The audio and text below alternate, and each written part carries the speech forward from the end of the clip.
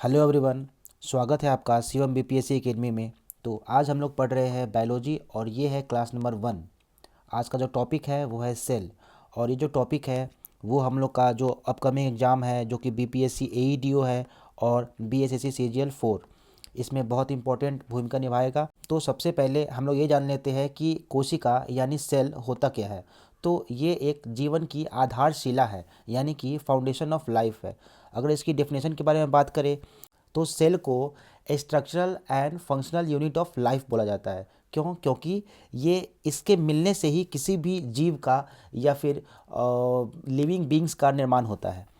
तो और सेल के जो अध्ययन है उसको हम लोग साइटोलॉजी बोलते हैं। साइटोलॉजी दो शब्द से मिलकर बना है, साइटो और लॉजी। साइटो का अर्थ होता है सेल और लॉजी का अर्थ होता है अध्ययन। तो यानी कि सेल के अध्ययन को साइटोलॉजी कहते हैं। तो इसकी जो भूमिका है यानी कि सेल की भूमिका क्या है, तो ये बिल्डिंग ब्लॉक है ऑफ एनी लिविंग बींग्स। तो ये जो है एक फंडामेंटल यूनिट है जिससे कि कोई भी लिविंग बींग्स बनता है। जिस प्रकार किसी भी बिल्डिंग को बनाने के लिए बिल्डिंग ब्लॉक यानी कि ब्रिक की ज़रूरत होती है और ब्रिक जो है फंडामेंटल यूनिट होता है किसी भी बिल्डिंग का, इसी प्रकार जो सेल है वो क्या है, फंडामेंटल यूनिट है। तो सेल की खोज के बारे में अगर बात करते हैं तो इसकी जो ऐतिहासिक यात्रा है वो शुरू होती है रॉबर्ट हुक से। तो 1665 में रॉबर्ट हुक ने मृत कोशिका यानी कि डेड सेल की खोज की थी और ये जो डेड सेल था वो कॉर्क से खोजी गई थी और इसी से कोशिका विज्ञान का जनक बोलते हैं रॉबर्ट हुक को। अब नेक्स्ट देखते हैं ल्यूवेन हॉक को। तो 1674 में ल्यूवेन हॉक ने जीवित कोशिका की खोज की थी, यानी कि लिविंग सेल की खोज की थी और इन्होंने इस सेल की खोज तालाब के पानी में से किया था। और बाद में आगे चलते हैं तो 1838 से 39 में सेल थ्योरी दिया गया था जो कि स्लाइडेन और एंड स्वान के द्वारा दिया गया था। और उसके बाद ही 1855 में रुडोल्फ वर्चो के द्वारा इस पे फर्दर स्टडी करके सेल थ्योरी का ही एडवांस रूप दिया गया था। उन्होंने ही बताया था कि नई कोशिका जो बनती है वो पुरानी कोशिका के द्वारा ही बनती है। ठीक है, तो इन चार वैज्ञानिकों का नाम आपको याद रखना बहुत ज़रूरी है और इनका डेट भी अगर याद हो सके तो याद कर लेना है। अब आते हैं हम लोग कोशिका के जो इम्पोर्टेंट फैक्ट्स है उस पे आते हैं। तो जैसा कि सबसे बड़ी कोशिका कौन सी होती है, तो वो ऑस्ट्रिच का एग होता है। सबसे लंबा कौन होता है एक कोशिका, तो वो होता है न्यूरॉन्स। और जो सबसे छोटी कोशिका होती है उसका नाम है माइकोप्लाज्मा। और अगर बात किया जाए मानव शरीर में सबसे लंबी कोशिका कौन सी होती है, तो वो होती है न्यूरॉन। और सबसे बड़ी कोशिका अगर मानव शरीर की होती है तो वो होती है ओवम। और जो सबसे छोटी कोशिका होती है वो होती है स्पर्म, यानी कि मेल का स्पर्म सबसे छोटी कोशिका है और वीमेन का जो ओवम है वो सबसे बड़ी कोशिका है मानव के अंदर। अब अगर बात करते हैं हम लोग कोशिका के ऑर्गेनल्स की, तो ऑर्गेनल्स में हम लोग ये डिफाइन कर लेंगे कि कौन-कौन से कोशिका के मुख्य कोशिकांग है यानी कि ऑर्गेनल्स है। तो सबसे पहले अगर हम लोग बात करते हैं न्यूक्लियस के ओरिएंटेड, तो ये सारे जो है न्यूक्लियस के ओरिएंटेड हो जाएगा। तो इसमें पहला आ जाएगा हमारा न्यूक्लियर इन्वेलप, जो कि न्यूक्लियस के बाहरी आवरण होता है। फिर आता है हमारा न्यूक्लियोलस, जो कि न्यूक्लियस के अंदर सबसे बड़ा पार्ट होता है। उसके बाद आता है क्रोमैटिन जलिका, यानी कि क्रोमैटिन बोलते हैं उसको, जो न्यूक्लियस के अंदर होता है और न्यूक्लियोलस और न्यूक्लियस के अंदर में रहता है। फिर अब आता है हम लोग का जो मुख्य पार्ट है वो है माइटोकॉन्ड्रिया, फिर है लाइसोसोम, फिर है ribosomes, Golgi apparatus, microfilament and cytoplasm, जिसे हम लोग प्लाज्मा मेम्ब्रेन भी कहते हैं। फिर आता है एंडोप्लाज्मिक रेटिकुलम। तो चलिए एक एक करके इसको देखते हैं। सबसे पहले बात करते हैं हम लोग कोशिका झिल्ली की, यानी कि सेल मेम्ब्रेन की। तो ये जो कोशिका झिल्ली होती है वो क्या होती है, पतली और लचीली होती है और ये होती है अर्ध पारगम्य बोलो, या फिर इसे हम लोग सेलेक्टिव परमिएबल यानी कि चयनात्मक पारगम्य भी बोल सकते हैं। इसका मतलब ये है कि जो भी इन्हें आवश्यक सेल को जो भी आवश्यक होता है उनको ये ऑब्जर्व कर सकते हैं और जो भी इनके अनावश्यक चीज़ होता है उसको ये बाहर फेंक सकते हैं। तो इसकी जो कंपोजिशन है यानी कि जो बनावट है वो 50% प्रोटीन से और 50% लिपिड से मिलकर बना होता है। यानी कि इसमें जो मेन कंस्टिट्यूएंट है वो है प्रोटीन और लिपिड। इसका जो प्रकृति है वो क्या है, तो ये सेलेक्टिव परमिएबल है, यानी कि जो मैंने पहले बताया कि जो भी इन्हें आवश्यक होता है उनको ये ले लेती है और जो इन्हें अनावश्यक होता है उन्हें ये बाहर फेंक देती है। और इसका जो फंक्शन है वो क्या है, ये एज अ गेट कीपर कार्य करता है, यानी कि मतलब आवश्यकता के अनुसार चीज़ों को ले सकता है और फिर अब जिसकी आवश्यकता ना हो उसे बाहर कर सकता है। अब हम लोग आते हैं कोशिका भित्ति की, यानी कि सेल वॉल का। तो सेल वॉल जो होता है हम लोग जनरली जानते हैं कि ये सिर्फ प्लांट सेल में ही होता है। बट एक चीज़ जानना ज़रूरी है कि ये सिर्फ प्लांट सेल में ही नहीं, प्लांट में, बैक्टीरिया में, फंगाई में और अलगाई चारों में पाया जाता है। और जो प्लांट सेल में जो सेल वॉल होता है वो बना होता है सेल्यूलोज का, फंगाई में जो होता है वो बना होता है काइटिन का, और जो बैक्टीरिया है, बैक्टीरिया में बना होता है पेप्टाइडोग्लाइकेन का। अब हम लोग देखते हैं जो कोशिका वॉल होता है वो करता क्या है, तो वो कोशिका को एक रिजिडिटी प्रदान करता है, यानी कि स्ट्रांगनेस, एक उसका साइज जो डेफिनिट साइज प्रदान करता है। अब हम लोग आते हैं केंद्रक पे, यानी कि न्यूक्लियस को देखते हैं। सबसे पहला बात कि केंद्रक को ही कोशिका का मास्टरमाइंड बोलते हैं। तो इसकी जो डिस्कवरी हुई थी वो 1831 में हुई थी रॉबर्ट ब्राउन के द्वारा। और इसमें जो द्रव पार्ट होता है, यानी कि जो लिक्विड या फिर फ्लूइड पार्ट जो होता है, उसे हम लोग न्यूक्लियोप्लाज्म बोलते हैं, जिसका नामकरण जो था वो पुरकिंजे ने किया था। उसके बाद हम लोग देखते हैं कि न्यूक्लियस का जो उपनाम है, यानी कि एलियास है, वो क्या है, तो इसे हम लोग ब्रेन ऑफ द सेल बोलते हैं। ठीक है। और इसमें जो अवयव है, यानी कि कंपोनेंट क्या होते हैं, तो ये होते हैं क्रोमैटिन फाइबर बोलो या फिर क्रोमैटिन जेलिका बोलो। अब हम लोग आते हैं प्रोकैरियोटिक और यूकैरियोटिक टाइप के जो कोशिका है उसमें, यानी कि कोशिका का दो टाइप है, एक होता है प्रोकैरियोटिक और दूसरा होता है यूकैरियोटिक।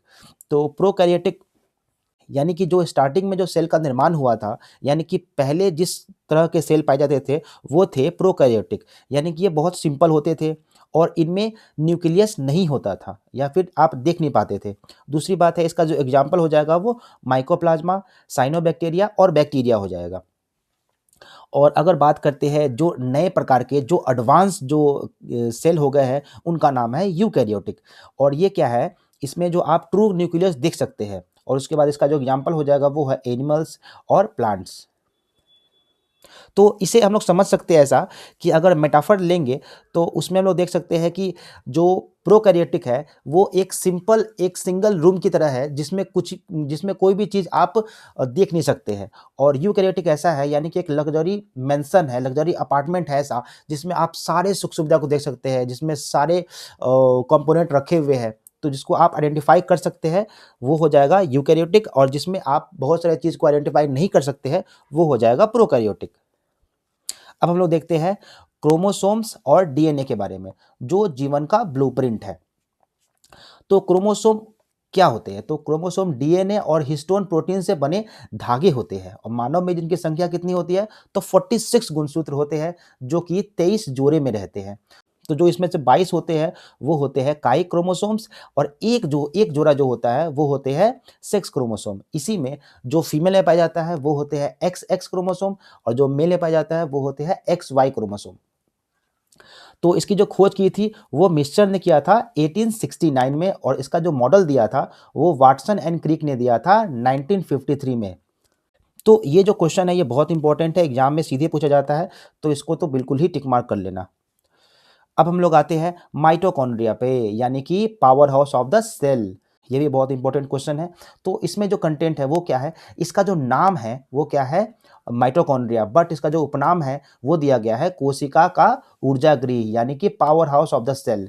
इसका कार्य क्या है, तो इसका कार्य क्या है, तो कोशिकीय शोषण द्वारा एटीपी का निर्माण करते हैं। एटीपी का फुल फॉर्म क्या हो जाता है, एडिनोसिन ट्राइफॉस्फेट।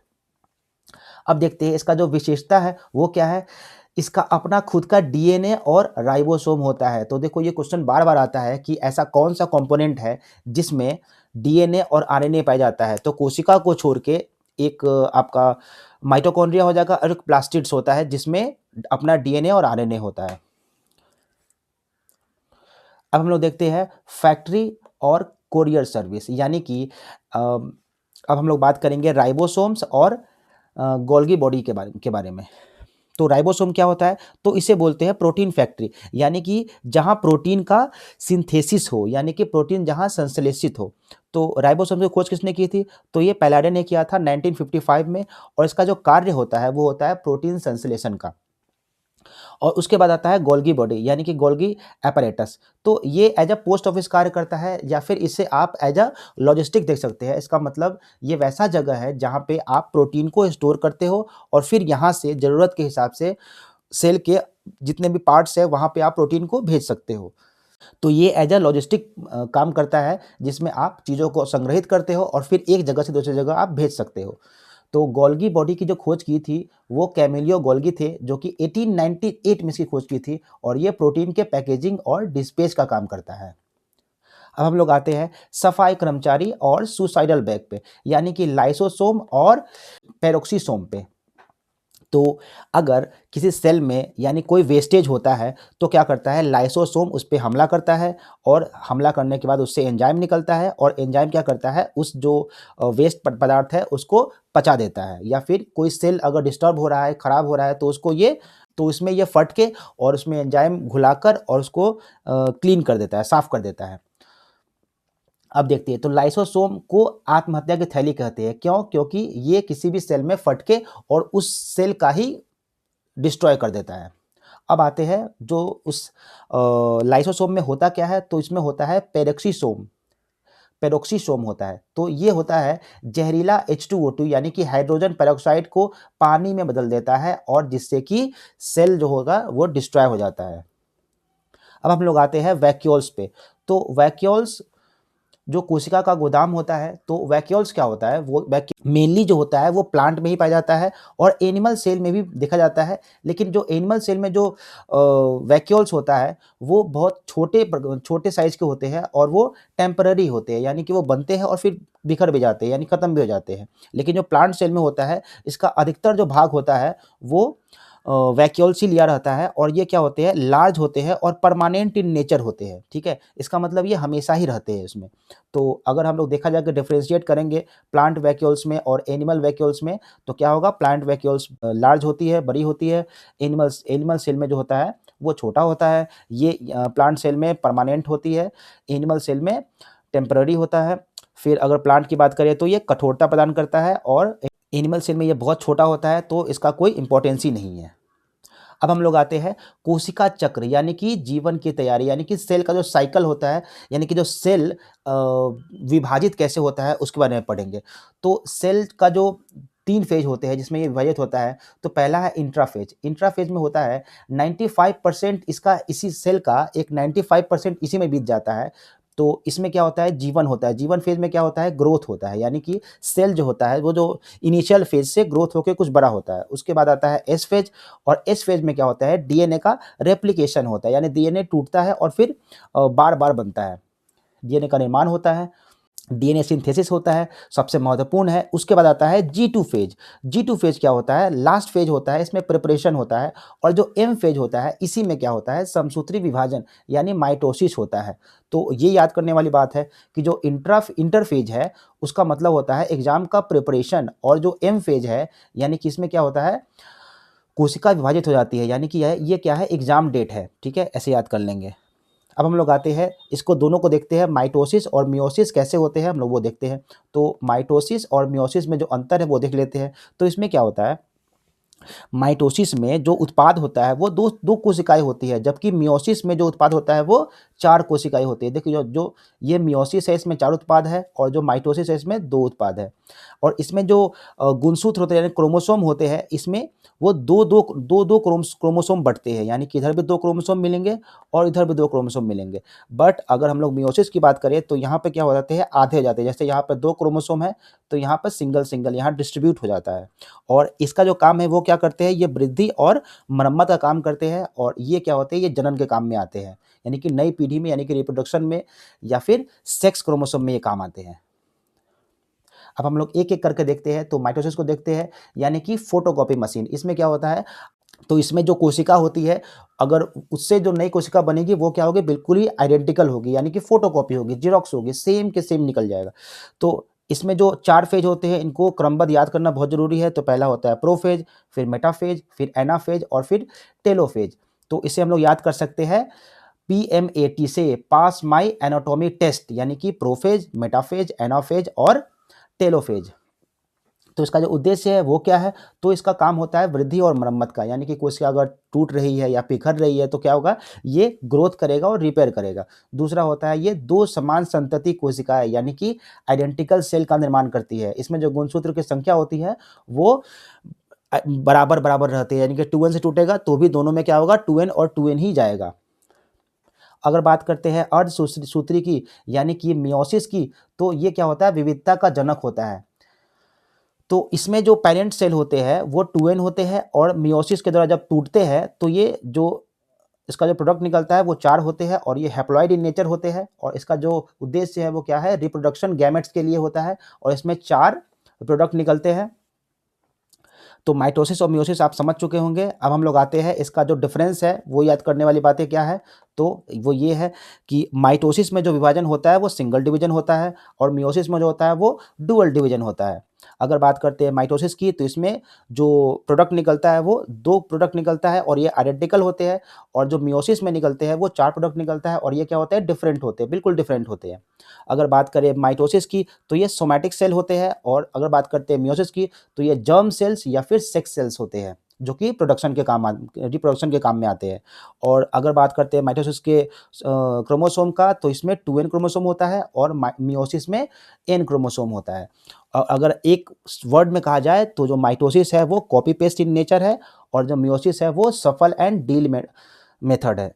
अब अगर बात करते हैं हम लोग एग्जाम के लिए जो इंपॉर्टेंट क्वेश्चन है वो कैसे है, तो क्वेश्चन नंबर 1 है डीएनए केंद्रक के अलावा कहाँ होता है, तो इसका जो आंसर हो जाएगा वो माइटोकॉन्ड्रिया और क्लोरोप्लास्ट में होता है, इसका अपना डीएनए होता है।